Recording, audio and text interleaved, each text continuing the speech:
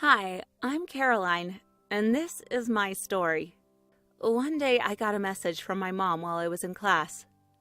I just read it in my notifications instead of opening it. It said, "Tom has left. Come over now." Tom is my dad's name. I was shocked. This message clearly wasn't meant for me. My heart pounded as I considered the possibilities. Was my mom having an affair?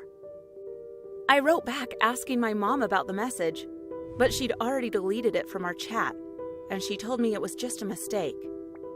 She was being so shady. I knew she had to be cheating on my dad. I was so angry I could barely breathe. I told the teacher I didn't feel well and left class. Then I bolted home, determined to find out what was going on. I hid in some bushes by my house where I could see the driveway. I had my camera ready. I had no idea what I would do once I found out who my mom's mystery man was. How could I tell my dad?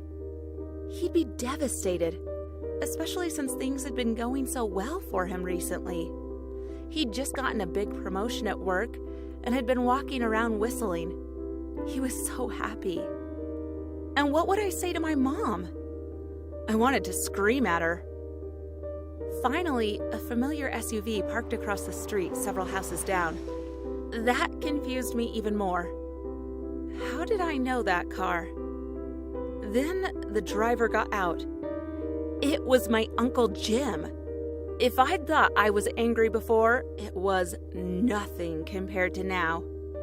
How could my mom cheat on my dad with his own brother? I tried to think back to family gatherings we'd had. Had my mom and Uncle Jim ever seemed too friendly?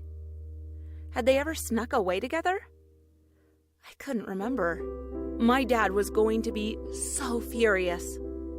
He might not even believe it. I barely believed it myself. But what other explanation was there for my mom's message? And for my uncle parking so far away, like he didn't want to be seen. I started snapping pictures of Uncle Jim walking up to the house. I wished I'd screenshotted my mom's accidental message to me. Once he was inside, I didn't know what to do. I wanted to take more pictures through the window, but was afraid I'd overhear something I definitely didn't want to hear. Finally, I gathered my courage and went to the window, peering in carefully. My mom was pouring champagne into flutes. She handed one to Jim. My eyes filled with tears as I realized I hadn't been wrong. My mom really was romantically involved with Uncle Jim. I snapped a couple of pictures, then ran back to the bushes. I started rehearsing my speech to my mom, but I couldn't get any further than, "How could you?" I tried rehearsing my speech to my dad instead. "I've got some really bad news about Mom." I didn't want to be the one to tell him, but he deserved to know. I was almost crying with anger as I wondered what would happen to our family now. Would he and Mom get divorced? Who would I live with? I hoped my dad, since I'd never be able to trust my mom again. But what if my mom hated me for telling him? I was mad at her, but I didn't want her to stop loving me. Maybe I shouldn't say anything and try to get my dad to figure it out on his own. By the time my dad arrived home, I was in a panic. Uncle Jim still hadn't left. I couldn't let my dad just walk in on them. He needed to be prepared. I raced up onto the front porch as he was putting the key into the door.